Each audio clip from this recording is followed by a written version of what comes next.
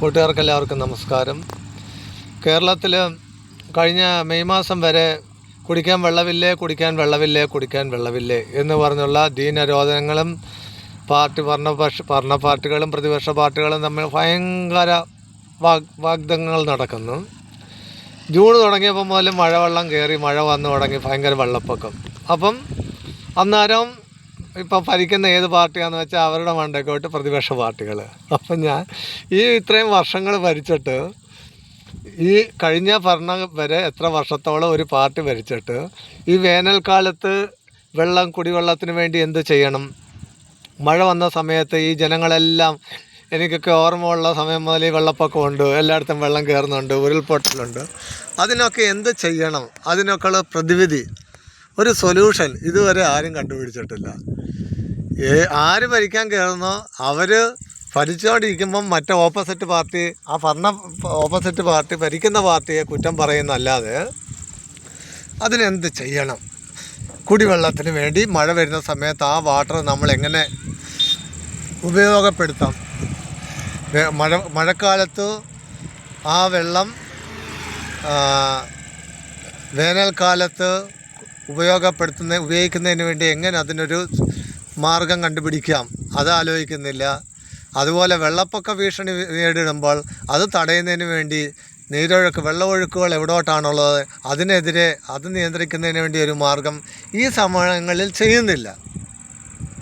വേനൽക്കാലത്ത് മഴക്കാലം തുടങ്ങുന്നതിന് മുമ്പ് മഴക്കാലത്തിന് വേണ്ട അപകടങ്ങളിൽ നിന്നും ആപത്തുകളിൽ നിന്നും രക്ഷപ്പെടുന്നതിന് വേണ്ടിയുള്ള നാശനഷ്ടങ്ങളിൽ നിന്നുള്ള ഡിസാസ്റ്റർ മാനേജ്മെൻറ്റ്, അത് എന്താണ് അതിൻ്റെ പോംവഴി എന്നുള്ളത് ആ വേനൽക്കാലത്താണ് അതിൻ്റെ കണ്ടുപിടിച്ചത്. അതിനൊരു പരിഹാരം കണ്ടുപിടിക്കേണ്ടത്. ഇപ്പോൾ മഴക്കാലം തുടങ്ങി, ഈ വെള്ളം നമ്മൾ എങ്ങനെ ഉപയോഗിക്കാം, എങ്ങനെ സ്റ്റോർ ചെയ്യാൻ പറ്റും? അടുത്ത വേനൽക്കാലത്തേക്ക് ഈ മഴവെള്ളത്തിന് എങ്ങനെ നമുക്ക് ഉപയോഗിക്കാം? ആ മഴവെള്ളം നമുക്ക് ഉപയോഗിച്ച് അത് എങ്ങനെ നമുക്ക് കുടിവെള്ളത്തിനായും മറ്റുള്ള കാര്യങ്ങളായാലും അതെങ്ങനെ ഉപയോഗിക്കാനുള്ള മാർഗവും കാണുന്നില്ല. അല്ലാതെ പരസ്പരം അങ്ങോട്ട് ചെളിത മാറിക്കൊണ്ടിരിക്കുകയാണ്. ഇപ്പോൾ തിരുവനന്തപുരത്ത് വെള്ളക്കെട്ടാണെന്ന് പറഞ്ഞുകൊണ്ട് ഒരു 4 മാസമായ BJP മേയർ വന്നപ്പോൾ മുതൽ ആ മേയറിനെ ഇട്ട് കൊല്ല ചെയ്യുമായിരുന്നു. ഇത്രയും വർഷം അവിടെ ഭരിച്ച പാർട്ടിക്കാരെന്ത് ചെയ്യുമായിരുന്നു? അവിടുത്തെ വെള്ളക്കെട്ടിനൊരു പരിഹാരം കാണാതെ ഇപ്പോൾ മേയർ അതിനൊരു പരിഹാരം കണ്ടെന്ന് പറയുന്നു. ഇപ്പം തിരുവനന്തപുരത്ത് വെള്ളക്കെട്ടില്ല, ഈ മഴക്കാലത്ത് അവിടെ നല്ല സുഗമമായിട്ടുള്ള കാര്യങ്ങൾ നടക്കുന്നെന്നാണ് അറിയാൻ കഴിഞ്ഞത്. അപ്പോൾ ഇവരൊക്കെ ഈ ഭരണത്തിലിരിക്കുന്ന സമയത്ത് വേണ്ട കാര്യങ്ങൾ ചെയ്യാതെ കിട്ടുന്ന പൈസകളെല്ലാം ദൂർത്തടിച്ചു. ഏത് പാർട്ടിയാണെങ്കിലും, നമ്മളിവർ പ്രത്യേക പാർട്ടിയെ പറയുന്നില്ല, അത് ചെയ്തവരാരാണേലും ആ പൈസ മുഴുവനും ആവശ്യമില്ലാത്ത കാര്യങ്ങൾക്ക് വേണ്ടി ദൂർത്തടിച്ചിട്ട് ജനങ്ങൾക്കൊരു രീതിയിലുള്ള പ്രയോജനങ്ങൾ ചെയ്യാതെ സ്വന്തം കീശ വീർപ്പിക്കുക എന്നുള്ളതല്ലാതെ വേറെ ഒന്നുമില്ല. നരേന്ദ്രമോദിയുടെ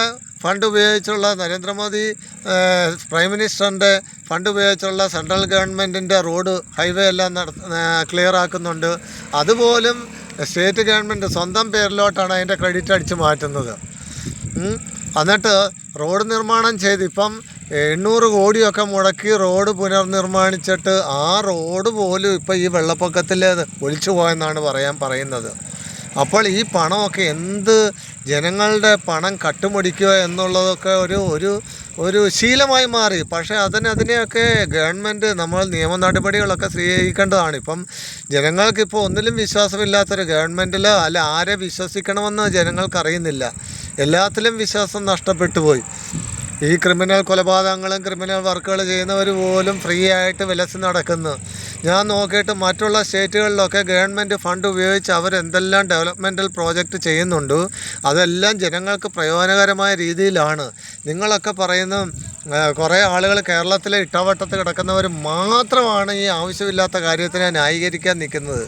ഇവർക്കൊക്കെ ലോക പരിചയമില്ല. വെളി സ്റ്റേറ്റുകളിലോട്ടൊക്കെ പോയി നോക്കുക. അവിടുത്തെ ഡെവലപ്മെൻറ്റ്സും അവിടുത്തെ റോഡും അവിടുത്തെ വിദ്യാഭ്യാസ സ്ഥാപനങ്ങളും ഗവൺമെൻറ് ഏതെല്ലാം രീതിയിലുള്ള സഹായങ്ങളാണ് പാവപ്പെട്ട ജനങ്ങൾക്ക് ചെയ്യുന്നത്. ഇതൊക്കെ ഒന്ന് മനസ്സിലാക്കുക. നിങ്ങൾ അത് ഭരിക്കുന്നവർ കുറേ കട്ടുമുടിക്കും, ബാക്കിയെങ്കിലും ജനങ്ങൾക്ക് കൊടുക്കണ്ടേ? ഇത് 10 രൂപ ജനങ്ങൾക്ക് കൊടുത്തിട്ട് 90 രൂപ അടിച്ചെടുക്കും. പക്ഷേ മറ്റുള്ളിടത്തൊക്കെ ഞാൻ കാണുന്നത് 10 രൂപ അടിച്ചെടുത്തിട്ട് 90 രൂപ ജനങ്ങൾക്ക് കൊടുക്കുന്നുണ്ട്. ഇതെന്തെല്ലാം ജനാധിപത്യ രാജ്യമാണെന്ന് പറയുന്നത്. ഈ ജനാധിപത്യ രാജ്യത്താണ് ഇതൊക്കെ നടത്തുന്നത്. നല്ലൊരു സെൻട്രൽ ഗവൺമെൻറ് ഉണ്ട്. അത് ഇതൊക്കെ അവർക്ക് നിയന്ത്രിക്കാൻ കഴിവില്ലാഞ്ഞിട്ടാണോ എന്നുള്ള ഒരു സംശയമുണ്ട്. ഇപ്പം എന്തെല്ലാമാണ് ഈ നടക്കുന്ന ഇപ്പം ഈ വെള്ളപ്പൊക്കം, വെള്ളമില്ലാത്ത സമയം, അത് തന്നെ ഈ ഫ്ലഡ്സും ഡ്രോട്ടും ഇതിനൊരു പരിഹാരം കാണാനുള്ളൊരു മാർഗം പോലും ചെയ്യുന്നില്ല. പിന്നല്ലേ ബാക്കി കാര്യങ്ങൾ. എന്തെല്ലാം അനാവശ്യ ചെലവുകളാണ് ഗവൺമെൻറ് ജനങ്ങളുടെ പണം ഉപയോഗിച്ച് ചെയ്യുന്നത്. അത് കക്കാനും മുടിക്കാനുമായിട്ട് മാത്രം കുറേ ഉദ്യോഗസ്ഥരും. ഇതിനെതിരെയൊക്കെ ജനങ്ങൾ എന്ത് ചെയ്യാനാണ്? ജനങ്ങൾ ഒന്നും ചെയ്യാൻ പറ്റുന്നില്ല. ജനങ്ങൾക്ക് ആരെങ്കിലും കുറേ ആളുകൾ ഒരു പെറ്റീഷൻ കൊടുക്കും, അത് കുറേ നാൾ അത് മൈൻഡ് ചെയ്യത്ത് പോലുമില്ല, അതാരും അതിനെ ശ്രദ്ധിക്കാറ് പോലുമില്ല.